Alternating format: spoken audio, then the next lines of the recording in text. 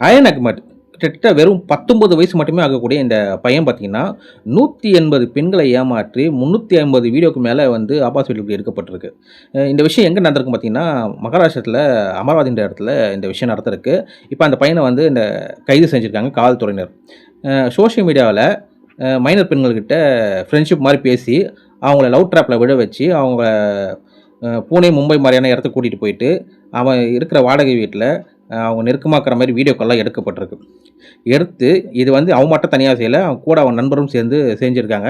அப்புறம் அந்த எடுக்கப்பட்ட வீடியோக்கள் மூலியமா அந்த பெண்கள பிளாக்மெயில் பண்ணி பணம், நகை அந்த மாரி வந்து சம்பாதிக்க தான் இவங்களோட வேலையா இருந்திருக்கு.